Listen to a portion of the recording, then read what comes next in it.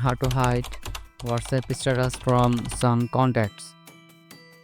First, open the WhatsApp app. At the top right corner, tap on three dots.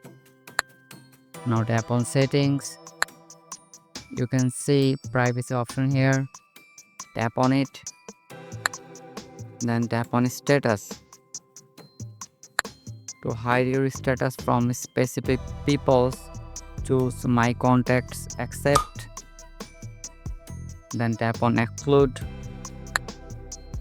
Now mark the contacts that you want to hide your status.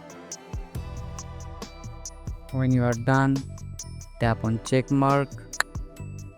From now, when you share a status on WhatsApp, everyone will see it except those contacts. And that's it. This is how you can hide WhatsApp status from some contacts.